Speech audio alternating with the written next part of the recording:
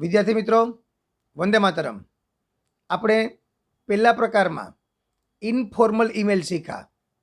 Informal ઈમેલમાં આપણે માતા પિતાને, ભાઈ બહેનને, મિત્રને, શિક્ષકને આ પ્રકારને જે લખવાના હોય એ ઈમેલ પૂરા કર્યા. આપણે એ ઈમેલમાં આપણે સ્ટેપ વાઇઝ બધી જ ચર્ચા કરી કે કયા સ્ટેપ્સના કેટલા માર્ક્સ હોય, કયા સ્ટેપ્સમાં શું લખવાનું, એ પણ બધું જોયું આપણે. ધોરણ 11 અને 12ને બંને પ્રકારના ઈમેલ આવે. હમણાં જ આપણે બોર્ડની પરીક્ષામાં જે રિપોર્ટ પૂછાણો છે એ ઇનફોર્મલ ઈમેલ જ હતો. એ આપણે પાર્ટ 2માં જોયો. પરંતુ ધોરણ 11-12ને ફોર્મલ ઈમેલ પણ એટલા જ અગત્યના છે. ફોર્મલ ઈમેલમાં પણ અલગ અલગ પ્રકાર આવશે. તમને બોર્ડમાં પૂછાઈ ગયેલા ઈમેલ પણ કરાવીશ. આ ઉપરાંત જે બોર્ડમાં પૂછાવાની શક્યતાવાળા ઈમેલ છે, આ ઉપરાંત આપણી પ્રિલિમિનરી એક્ઝામ કે ટર્મિનલ એક્ઝામ એમાં જે વારંવાર પૂછાય છે એ ઈમેલની પણ ચર્ચા આપણે અહીંયા કરવાના છીએ. તો સૌપ્રથમ જોઈએ આપણે આનું ફોર્મેટ. તો આ ફોર્મલ ઈમેલનું ફોર્મેટ પહેલાં જેવું જ છે. આપણે પહેલાંમાં જોયું હતું જો કે એમાંય 7 સ્ટેપ હતા આપણા, તો અહીંયા પણ 7 સ્ટેપ છે. ધ્યાન તમારે મિત્રો એ રાખવાનું છે કે જે ગ્રીન અક્ષરમાં લાઈન આપેલી છે, આ ગ્રીનવાળી લાઈન બધી બરાબર યાદ રાખજો. આ જે ગ્રીનવાળી લાઈન છે ને એ ફોર્મલ અને ઇનફોર્મલ બંનેમાં કોમન છે. મતલબ કે જે પહેલામાં નિયમ લાગુ પડતા હતા એ જ નિયમ આમાં પણ લાગુ પડશે કે ફ્રોમ છે તો ઈમેલ મોકલવાનું એડ્રેસ પહેલાં એમાં પણ હતું, આમાં પણ છે. આવી જ રીતે ટુ, જેને ઈમેલ મોકલવાનો છે તેનું ઈમેલ એડ્રેસ. ડેટ એ પણ એમનેમ છે. સબ્જેક્ટ આમ જુઓ તો એ ગ્રીનમાં જ લેવો પડે હકીકતમાં, પણ શું છે કે પહેલાં કરતાં થોડોક સબ્જેક્ટ જુદો પડ્યા. પહેલામાં સબ્જેક્ટ કેવો હતો કે ઇન્વિટેશન, એનો ઇન્વિટેશન ટુ વિઝિટ એવો હતો, અથવા તો આપણો લીવ રિપોર્ટ હતો. એ પ્રકારના સબ્જેક્ટ હતા. જ્યારે આમાં આવશે કમ્પ્લેન્ટ એબાઉટ, રિક્વેસ્ટ એબાઉટ, આમાં એ પ્રકારના સબ્જેક્ટ આવશે. પછી આવશે સેલ્યુટેશન એટલે કે સંબોધન. એમાં ડિયર બ્રધરને કેમ હતું એમ આમાં રિસ્પેક્ટેડ સર, રિસ્પેક્ટેડ મેનેજર, એ પ્રકારના સંબોધન આવશે. પછી સ્ટેપ નંબર 6, એમાં એ સેન્ટેન્સીસ ઓફ બિગિનિંગ, શરૂઆતના વાક્ય. તો ઇનફોર્મલમાં શરૂઆતના વાક્ય કેવા હતા કે તમારો ઈમેલ ગઈકાલે મળ્યો, વાંચીને બહુ મજા આવી. અથવા એવું પણ હતું કે ઘણા સમયથી તમારા કોઈ સમાચાર નથી, હું તમારા વિશે ખૂબ ચિંતાતુર છું, મને જલ્દીથી તમારો ઈમેલનો જવાબ આપજો. આમાં એવું કંઈ ના ચાલે, આમાં થોડુંક જુદું આવશે. પછી આવે ક્લોઝિંગ, સમાપન. એ સમાપન પણ આમાં થોડુંક જુદું હશે. એટલે આમ જુઓ ને તો આ ઈમેલ પણ આપણે 7 સ્ટેપમાં જ પૂરો કરીશું. પણ જે સ્ટેપમાં થોડા ઘણા ફેરફાર છે ને એ ફેરફાર આપણે હવે જોઈએ. જુઓ કે કયા કયા સ્ટેપમાં અને કેવા ફેરફાર છે. તો પહેલાં એક નોંધ જોઈ લઈએ આપણે કે ધોરણ 11-12માં મોટા ભાગે આ પ્રકારના ફોર્મલ ઈમેલ પૂછાય છે, જેમાં કોઈ અધિકારી, સંસ્થા, પ્રિન્સિપાલ, શિક્ષક કે કંપનીમાં મેનેજરને ઈમેલ કરવાનું પૂછાય છે. અહીં ફરિયાદ, વિનંતી કે માહિતી માંગતા ઈમેલ પણ પૂછાય છે.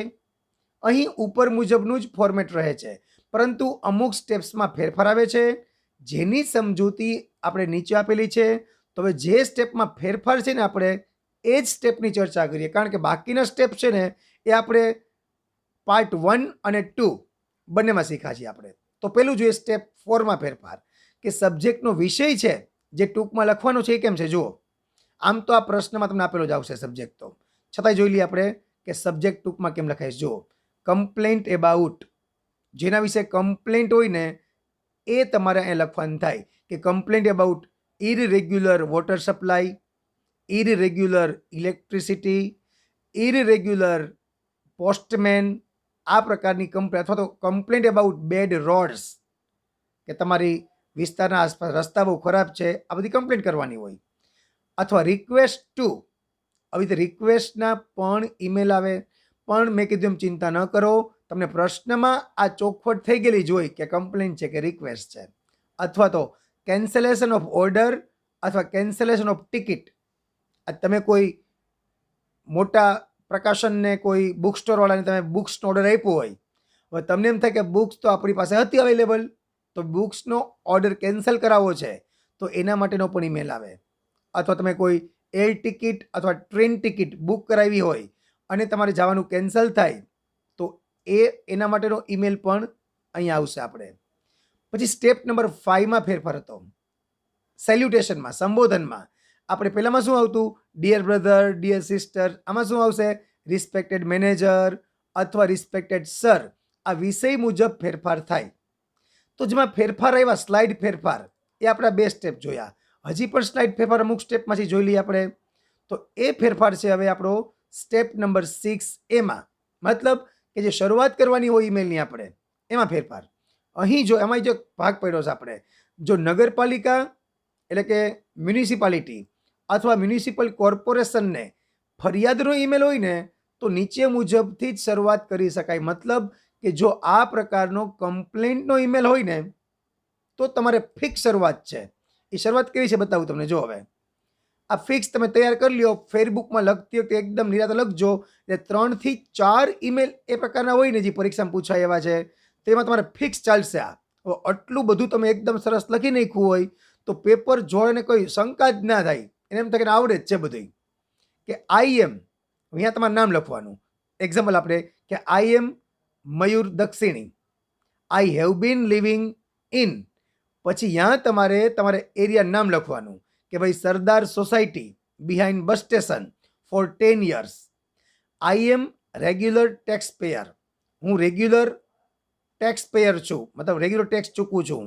સો ઇટ્સ માય રાઇટ, મારો અધિકાર છે two get basic facilities from the government. Regular tax ભરું છું, તેથી ગવર્મેન્ટની જે મૂળભૂત જરૂરિયાતો છે એ મેળવવી એ મારો અધિકાર છે. We are suffering from the problem of, અમે ખાલી જગ્યા પ્રોબ્લેમથી પીડાઈ રહ્યા છીએ. અહીંયા હવે irregular water supply, irregular electricity અથવા બેડ રોડ્સ, આ પ્રકારનું જે પણ કમ્પ્લેન આવે તે. I have sent you an email earlier, મેં તમને અગાઉ એક ઈમેલ મોકલેલો હતો, but I haven't got any reply, મેં આની પહેલાં પણ તમને ઈમેલ તો કરેલો હતો, પણ મને કાંઈ જવાબ મળેલો નથી.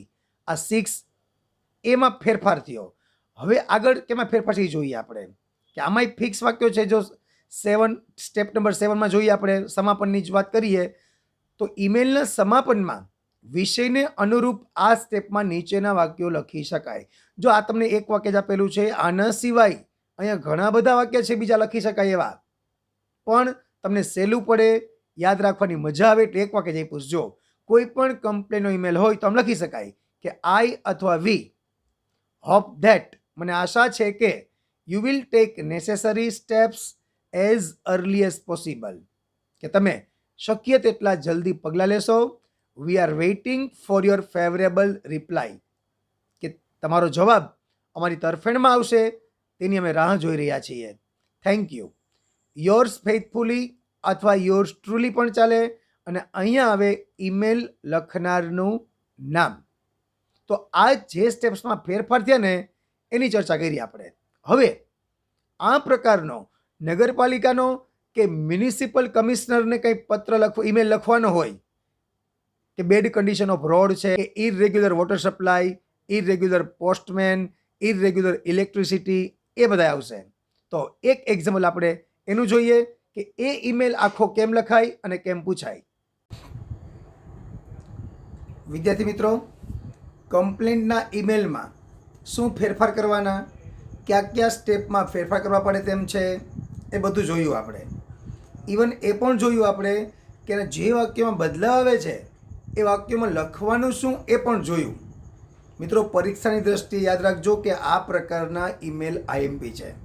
તો એક ઈમેલ પહેલાં આપણે એવું જોઈએ કે નગરપાલિકાને અથવા ચીફ ઓફિસરને અથવા તો મ્યુનિસિપલ કમિશનરને કંઈ કમ્પ્લેન કરવી હોય તો એનું ફોર્મેશન તો આપણું આગળ મુજબ જ છે, પણ જે વાક્યોમાં ફેરફાર થાય છે એ વાક્યોનો આમ આપણે ઉપયોગ કરીએ. ચાલો તો જોઈએ પરીક્ષામાં ઈમેલ આમ પૂછાય. જોઈએ આપણે example number 1, Meena Jani writes an email to the chief officer of municipality Upleta on.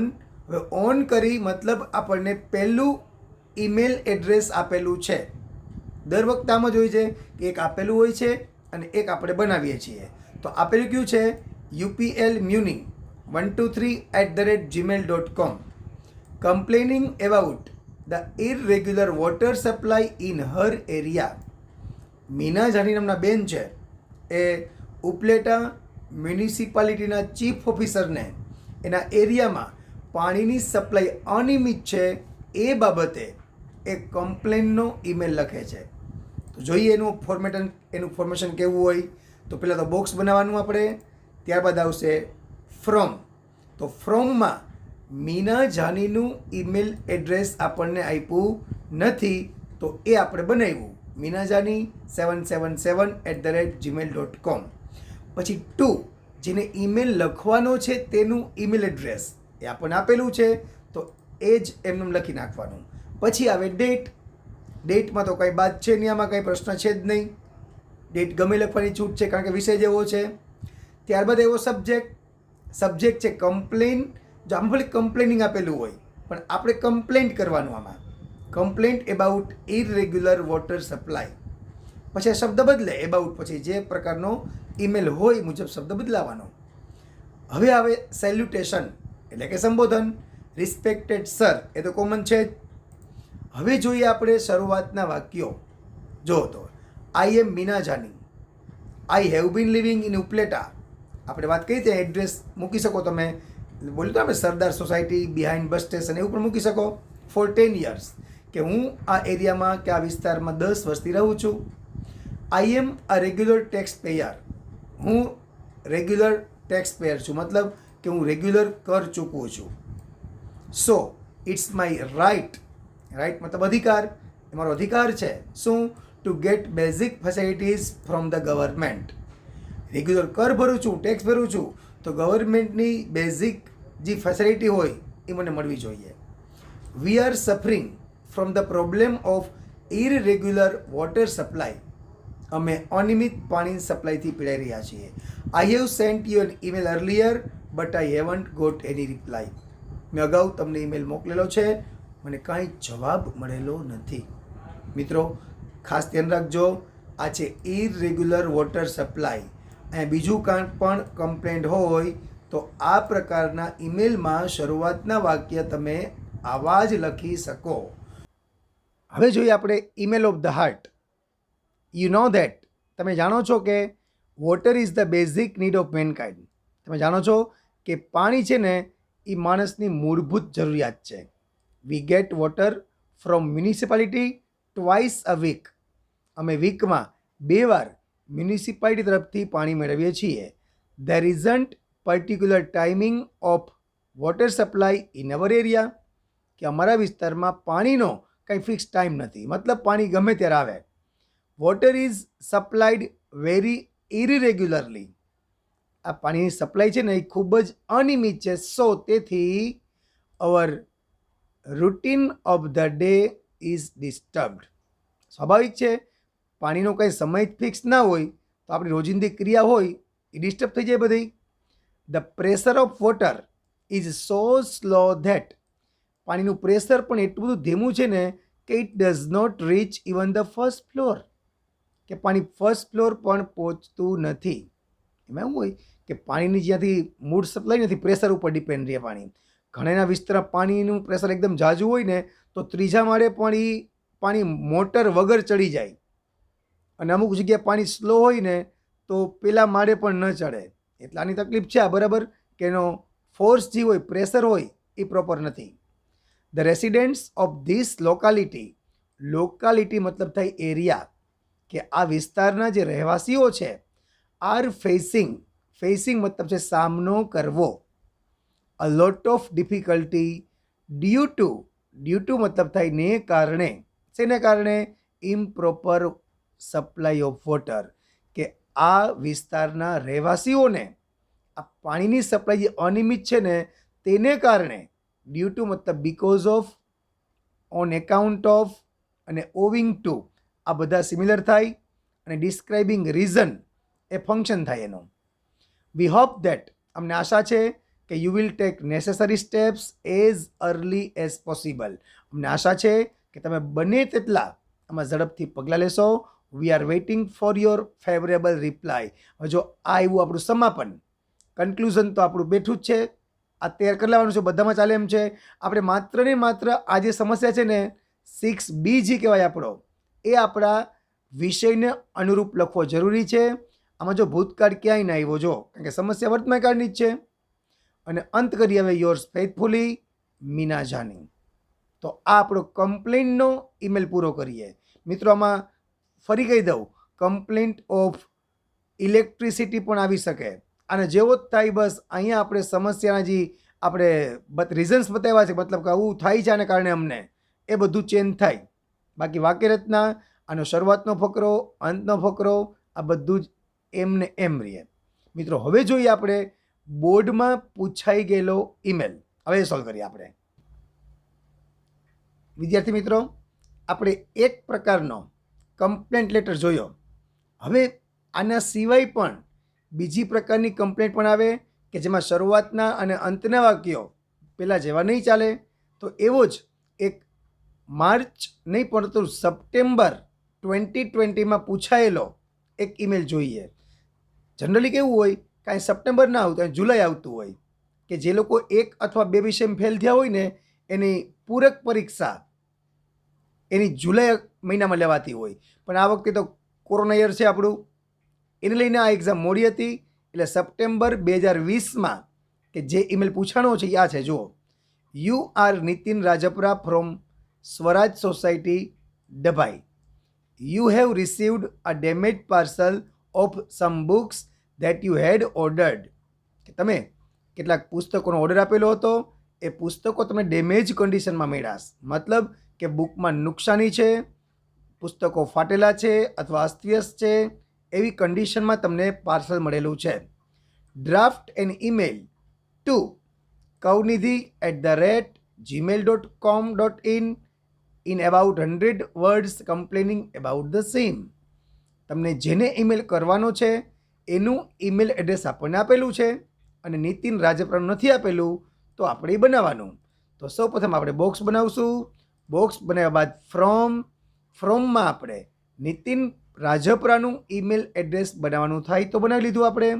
ત્યારબાદ આવશે ટુ, તો ટુમાં તો આપણને આપેલું છે એ મૂકી દઈએ. ત્યારબાદ સ્ટેપ નંબર 3 ડેટ. ડેટમાં કંઈ કહેવાપણું છે નહીં, ગમે ચાલશે, વિષય એવો છે એટલા માટે. સબ્જેક્ટ, તો સબ્જેક્ટ છે કમ્પ્લેન્ટનો, તો કમ્પ્લેન્ટ એબાઉટ, શેના વિશે કમ્પ્લેન્ટ છે? Damaged parcel. પછી આવશે સેલ્યુટેશન એટલે કે સંબોધન. સંબોધનમાં કરીએ આપણે રિસ્પેક્ટેડ સર. આપણા 1 થી 5 સ્ટેપ પૂરા અને આપણા 2 માર્ક રોકડા. વિદ્યાર્થીઓ વારંવાર કહું છું, આ 2 માર્કમાં તો અડધો માર્ક કંઈ કપાવવો જ ના જોઈએ, ધ્યાન રાખજો. હવે જોઈએ 6A. શરૂઆત કેમ કરીશ જુઓ. આ પ્રકારના ઈમેલમાં શરૂઆત આમ થાય. જો, I am Nitin Parmar. I am librarian of MK Gandhi school Rajkot. We buy, અમે ખરીદીએ છીએ, books from your company every year. અમે તમારી કંપનીમાંથી દર વર્ષે પુસ્તકો ખરીદીએ છીએ. This time I have a complaint about your service. પણ આ વખતે તમારી સર્વિસ બાબતે મને કમ્પ્લેન્ટ છે. I had placed an order for books to your company last week. મેં ગયા અઠવાડિયે તમારી કંપનીમાં પુસ્તકો માટેનો ઓર્ડર મૂકેલો હતો. I am very sorry to point out that. એ દર્શાવતા મને બહુ દુઃખ થાય છે. શું? કે the parcel dispatched by you, કે તમારા દ્વારા જે પાર્સલ રવાના કરવામાં આવેલું છે, is in a damage condition. મતલબ તમે જે પાર્સલ મોકલેલું છે એ બહુ ખરાબ હાલતમાં છે. Your dispatched section. આ મિત્રો નવી મોટી મોટી કંપની હોય ને બધી, એમાં સ્પેશિયલ આ પ્રકારના સેક્શન હોય. એટલે કે તમારું ડિસ્પેચ્ડ સેક્શન મતલબ જ્યાંથી પુસ્તકો રવાના થતા હોય ને એ સેક્શન. એટલે your dispatched section has not packed the books properly. કે તમારા ડિસ્પેચ સેક્શને પુસ્તકોને બરાબર પેક કરેલા નથી. I am very surprised to see that I had received defective books. મને ડિફેક્ટિવ મતલબ ખામીવાળા પુસ્તકો મળેલા છે. કેવા ખામીવાળા? With torn and missing pages. માં કેટલાક પેજ તૂટેલા છે અને કેટલાક પેજ એમાં છે જ નહીં, મિસિંગ છે. આઈ એમ વેરી ડિસઅપોઇન્ટેડ. હું ખૂબ જ નિરાશ થયો છું. શેનાથી? With your service. તમારી આ પ્રકારની સેવાથી હું ખૂબ જ નિરાશ થયો છું. ઇવન ધો we are your regular customers. જો કે અમે તમારા નિયમિત કસ્ટમર છીએ છતાં પણ you became so careless about this. તમે આ બાબતને લઈને ખૂબ જ કેરલેસ બનેલા છો. આઈ would like to gate replacement of defective books. મારે ખરેખર જે આ પુસ્તકો ખરાબ નીકળ્યા છે એ મારે રિપ્લેસ જોઈએ છે, પાછા જોઈએ છીએ, પણ કેવા? With better quality. આ પુસ્તકો પાછા મનેથી મોકલો, એ બેટર ક્વોલિટીવાળા હોવા જોઈએ. પ્લીઝ મેક શ્યોર ધેટ, મને ખાતરી આપો કે such mistakes will not be repeated. મને ખાતરી આપો કે હવે આ પ્રકારની ભૂલ તમે પાછી રિપીટ કરશો નહીં. આપણે 6B બનાવ્યું, બરાબર? હવે આનો અંત કેમ લેવાનો? જુઓ, અંત આમ થાય કે you are requested to take the books back at your cost. તમને વિનંતી છે કે તમારી જ કિંમતે, આમાં શું હોય, પુસ્તકો મગાવાઈ ગયા, હાલો એનો ચાર્જ તો ચૂકવો હોય. આપણે ટ્રાન્સપોર્ટેશન ચાર્જ લાગે, આપણે કુરિયર કરીએ, બહુ મોટું પાર્સલ તો ટ્રાન્સપોર્ટમાં મોકલીએ, તો પાછા મૂકવાનો ખર્ચ તો આપણે દેવાનો હોય. એટલે એમ કહેજો કે યુ આર રિક્વેસ્ટેડ, તમને વિનંતી છે to take the books back at your cost. હવે તમે તમારા જ પૈસાથી આ પુસ્તકો પાછા મેળવો. And send me the books in good condition in a properly packed parcel. અને વ્યવસ્થિત પેક કરું પાર્સલ હોય ને એમાં પુસ્તકો મને પાછા મોકલો. આપણે અંત કર્યો. પછી યોર્સ ફેથફુલી, એમાં તો કહેવા પણ છે નહીં, અને નીતિન રાજપરા. તો આ જોયું આપણે સપ્ટેમ્બર 2020 પરીક્ષામાં પૂછાયેલો રિપોર્ટ. મિત્રો, હજી એક આપણે બોર્ડની પરીક્ષામાં જે રિપોર્ટ પૂછાયેલો છે ને એવો એક જોઈ લઈએ. વિદ્યાર્થી મિત્રો, હવે જોઈએ આપણે 2019 માર્ચમાં લેવાયેલી ધોરણ 12ની પરીક્ષામાં પૂછેલો ઈમેલ. તો જોઈએ હવે. મિનાજ મંસૂરી, બ્રેકેટમાં જ તમને મિનાજ મંસૂરીનું ઈમેલ આઈડી આપેલું છે. Is the head girl of Anshul high school Surat. એ સુરત અંશુલ હાઈસ્કૂલની હેડ ગર્લ છે. She writes an email to the managing director of Amul dairy. તેણી અમૂલ ડેરીના મેનેજિંગ ડિરેક્ટરને ઈમેલ લખે છે. એનું ઈમેલ એડ્રેસ પણ આપેલું છે. શેના માટે લખે છે? For getting permission to visit the dairy with her classmates. તેની પોતાના ક્લાસમેટ્સ સાથે અમૂલ ડેરીની વિઝિટ લેવા માગે છે. તો તેને ઈમેલ ડ્રાફ્ટ કરો. આવું આપણને પ્રશ્ન પૂછેલું છે. તો સૌપ્રથમ તો આપણે બોક્સ બનાવીએ. ત્યારબાદ આપણે જેમ કરીએ છીએ તેમ ફ્રોમ, તો ફ્રોમવાળું આપેલું છે. ટુ, જેને ઈમેલ કરવાનો છે, મેનેજિંગ ડિરેક્ટર અમૂલ ડેરી, એ પણ આપેલું છે આપણને. ત્યારબાદ આવે ડેટ, તો ડેટમાં તો કોઈ પ્રશ્ન છે નહીં, આ એ પ્રકારનો વિષય છે, આમાં ડેટ ગમે એ ચાલે. ત્યારબાદ એવું સબ્જેક્ટ, તો સબ્જેક્ટમાં જરાક વિચારજો મિત્રો, ક્યાંયથી આપણે પરમિશન માગવાની હોય ને તો આ પ્રકારે લખવાનું, સિકિંગ પરમિશન, એટલે પરમિશન માગવી એવો મતલબ થાય એનો. ત્યારબાદ સંબોધન, તો સંબોધનમાં આપણે આમાં રિસ્પેક્ટેડ ટીચર લખતા, મેનેજર લખતા, પણ અહીંયા તો આપણને આપેલું જ છે રહ્યું ટુ ધ મેનેજિંગ ડિરેક્ટર. હા, તો આપણને આપ્યું જ હોય તો આપણે એ જ સંબોધન કરવાનું. એટલે આપણા 5 સ્ટેપ પૂરા અને આપણા 2 માર્ક પણ રોકડા. વારંવાર કહી છે બાળકો, આ 2 માર્ક તમારા કપાવા જોઈએ નહીં. હવે શરૂઆતનો ફકરો, તો આમાં પેલાની જેમ કમ્પ્લેન નથી, એટલે બેઠા વાક્ય નહીં હાલે. આમાં આપણે 6AB બંને બનાવવા પડે.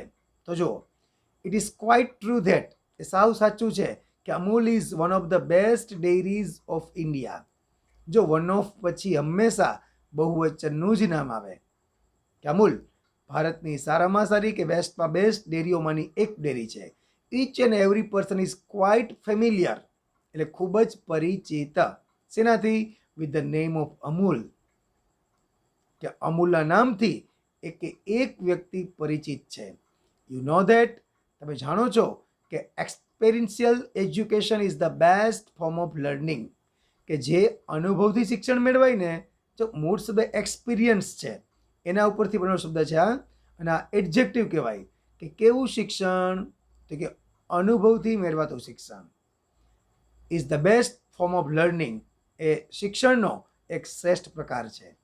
દેટ્સ વાય, એટલા માટે જ the students of standard 12th of Anshul high school Surat wants to visit your dairy, કે અનુભવથી જે શિક્ષણ મેળવાય ને એ શિક્ષણ શ્રેષ્ઠ છે. એટલા માટે જ સુરતની અંશુલ હાઈસ્કૂલના વિદ્યાર્થીઓ તમારી ડેરીની મુલાકાત લેવા ઈચ્છે છે. આપણે પ્રસ્તાવના બાંધી દીધી, બરાબર. હવે જોઈએ હાર્ટ ઓફ ધ ઈમેલ. એમાં શું લખશું આપણે?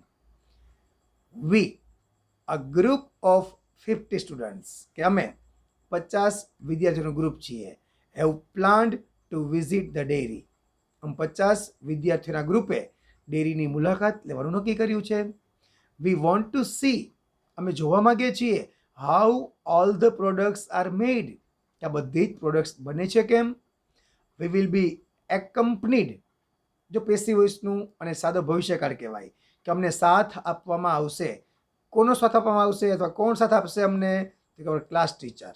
મતલબ કે અમારી સાથે અમારા ક્લાસ ટીચર પણ જોડાશે. All of us will be in our school uniform, આમ બધા જ અમારા સ્કૂલ યુનિફોર્મમાં હશું. We all the students will carry our identity cards with us, આમ બધા જ વિદ્યાર્થીઓ અમારા આઈડેન્ટિટી કાર્ડ પણ ભેગા રાખશું. એમાં તમે આ પ્રકારની કોઈ મુલાકાત લેવા જાવ ને તો આઈ કાર્ડ કમ્પલસરી હોય અને યુનિફોર્મ પણ કમ્પલસરી હોય. ઘણી જગ્યાએ તમે પ્રવાસમાં જતા જશો, ખબર હશે તમને કે મ્યુઝિયમ છે, ગાર્ડન છે, ત્યાં આઈ કાર્ડ હોય અને તમે યુનિફોર્મમાં હો તો તમને ઘણી બધી રાહત મળે એની ફીઝમાંથી. અને આ ઉપરાંત મોટી મોટી કંપની હોય ત્યાં તમે જાઓ તો એ લોકોને આઈડેન્ટિફાઈ કરવા તમને સહેલા પડે. યુનિફોર્મ પણ જરૂરી હોય અને તમારું આઈડેન્ટિટી કાર્ડ પણ જરૂરી હોય છે. Please give us schedule in advance, કે અમે ક્યારે આવી શકીએ એનું એડવાન્સમાં અમને થોડુંક શેડ્યુલ આપો, સો ધેટ, જેથી કરીને we can make arrangement of our school time table. એમ કે કાલ આવી જાઓ, એમ કાલ તો જવાય નહીં. એટલે કે અમને અગાઉ થોડુંક કહો તો કંઈક પ્લાનિંગ કરીએ અને પછી આવીએ. જો મિત્રોમાં સો ધેટનો ઉપયોગ આવ્યો તો યાદ કરો આ સો ધેટ ફંક્શન કયું કહેવાય? ડિસ્ક્રાઇબિંગ ફંક્શન, પછી કમ્પ્લીટ ધ સેન્ટેન્સ અને કમ્પ્લીટ ધ ડાયલોગ. આ ત્રણ માટે યાદ રાખજો કે પર્પઝ ફંક્શન તો પરીક્ષામાં હોય ને હોય જ. તો જવાબ બોલાઈ ગયો પર્પઝ ફંક્શન, તો મતલબ ડિસ્ક્રાઇબિંગ પર્પઝ છે. So that, with a view to અને ઇન ઓર્ડર ધેટ, અને ક્યારેક ટુ પ્લસ મૂળરૂપ, એ પણ આ જ ફંક્શન કહેવાય. તો આ આપણે હાર્ટ પૂરો કર્યો ઈમેલનો. હવે કન્ક્લુઝન કરીએ. જુઓ, I once again request you to grant us permission to visit the dairy. વિનંતી કરું છું કે અમારી આ પરમિશનને તમે મંજૂર કરો.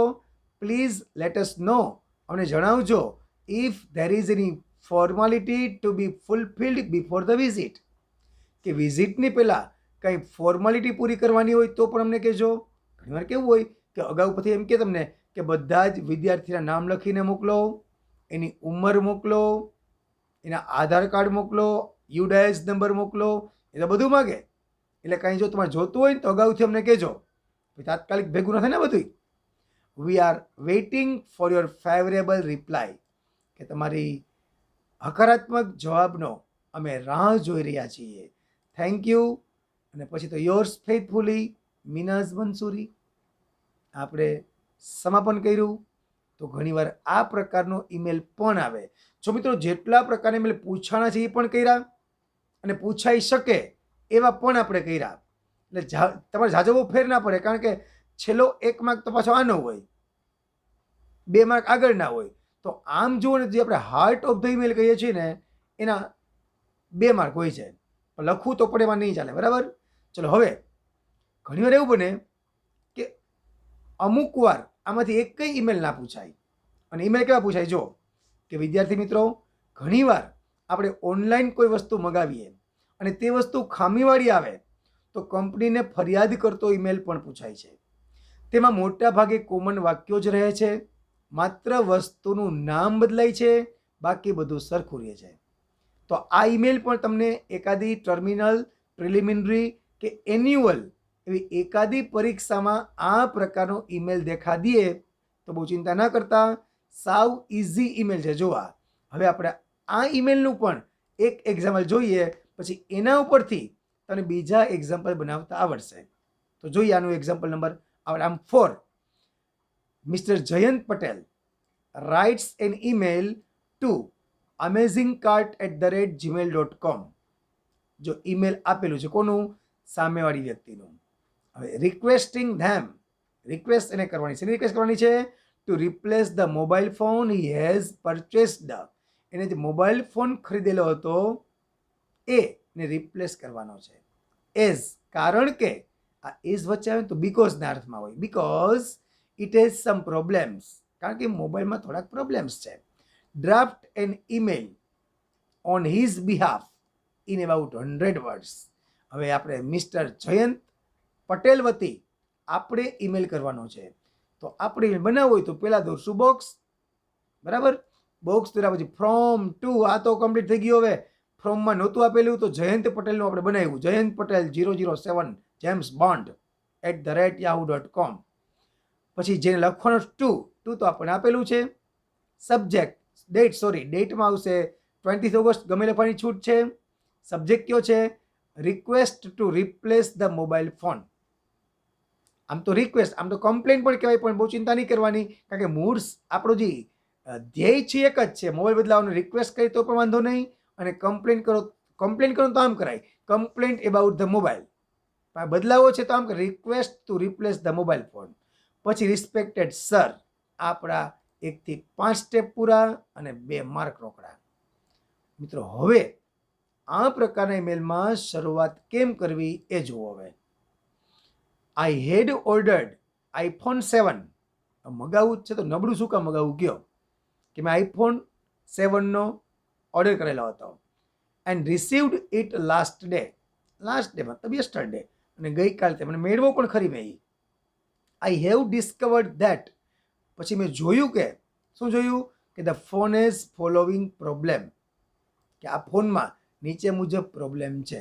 જો મિત્રો, હવે અહીંયા તમારે request two replace T shirt, jeans અથવા બીજી કોઈ પણ ઇલેક્ટ્રોનિક આઇટમ્સ તમારે મૂકવાની હોય તો અહીંયા તમારે નામ બદલાઈ નાખવાનું, બરાબર. એટલું ક્લિયર.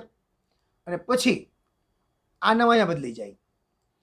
હવે આ તો બધું એમ પાછું આઈ હેવ ડિસ્કવર્ડ ધેટ એમ રહીએ. પણ હવે ધ્યાન રાખવાનું છે કે એમાં જે પ્રોબ્લેમ્સ છે, એમાં જે સમસ્યા છે ને, એ સમસ્યા કપડાની પણ જુદી હોઈ શકે, શૂઝની પણ જુદી હોય, કંઈ પેન ડ્રાઈવ કે એવું મગાવ્યું જુદું હોય, કોમ્પ્યુટરની સમસ્યા જુદી હોય. પણ અહીંયા આપણે મોબાઈલના 4 પોઈન્ટ લખાશે આપણે. એમ તમારે બીજી કોઈ પણ વસ્તુ મગાવી હોય ને તો 3 કે 4 પોઈન્ટ તમારે તૈયાર કરી લ્યો, એટલે બસ બાકી ફિક્સ છે. આ ઈમેલ તો સાવ સહેલો પડે અને એકાદી પરીક્ષામાં આવશે પણ ખરી, ખાસ કાળજી રાખજો. હવે જો iPhone 7 લીધો આપણે, એમાં તકલીફ શું પડી આપણને, તો it has 4 GB RAM but I had asked for 8 GB. આપણે વાત તો કે 8 GB ની થઈ હતી, તો 4 GB નીકળી. Data transfer is very slow. Mobile નવો હોય અને આઈફોન હોય તો ડેટા ટ્રાન્સફર ઝડપ થવું જોઈએ. આ તો એકદમ સ્લો છે. 2 કમ્પ્લેન થઈ. હવે આપણે 4 કમ્પ્લેન બનાવીશ. જો complain number 3, it is overheated after charging for a few minutes. માત્ર કે થોડીક વાર ચાર્જ કરું છું ત્યાં પણ તે ખૂબ જ હીટ પકડી જાય, ખૂબ ગરમ થઈ જાય છે. The flash of the camera is no longer working. કેમેરાની ફ્લેશ પણ કામ નથી કરતી. બસ જો બાળકો, આ 4 વાક્ય જ, 4 પોઈન્ટ જ બનાવ્યા આપણે. હવે જે વસ્તુ આવશે ને, જો ગ્રીનમાં લીધી, જો આપણે મતલબ કે આ વસ્તુ બધી જ, હવે બીજી કોઈ પણ વસ્તુની કમ્પ્લેન તમારે કરવાની હોય, એને રિપ્લેસમેન્ટ કરવું હોય તો આ ગ્રીનવાળા વાક્યો કોમન બધામાં લખવાની તમારે છૂટ છે. જોઈ લો. I am really not satisfied with the mobile. હવે મોબાઈલ આવી ગયું, ત્યાં બીજી કોઈ પણ વસ્તુ તમારે આવે તો વસ્તુ નામ લખી નાખવાનું. You have sent. The consumer right act 2015 makes it clear that, મતલબ કે આ જે કલમ છે આપણી એક કન્ઝ્યુમરની ગ્રાહક સુરક્ષાની, એ સ્પષ્ટ દર્શાવે છે શું, કે that goods must be of satisfactory quality. Goods મતલબ સામાન અથવા વસ્તુ, કે સામાન હોય ને જે, એ સંતોષકારક ગુણવત્તાવાળો હોવો જરૂરી છે. એન્ડ ફિટ ફોર પર્પઝ, અને તમે જે હેતુ માટે લીધો હોય તેને અનુકૂળ હોવો જરૂરી છે. આ કન્ઝ્યુમર ધારો છે આપણો. કદાચ ખબર ના હોય ને તો ગ્રાહક સુરક્ષા વિશે જાણજો. તમને કાંઈ પણ અન્યાય થતો હોય અને તમને કોઈ કદાચ કંપનીવાળા, કોઈ શોપવાળા કંઈ ના પાડે બદલાવાની, તો સીધું જ ગ્રાહક સુરક્ષામાં જવાનું અને વાત કરવાની. પ્રોબ્લેમ સોલ્વ તમારો.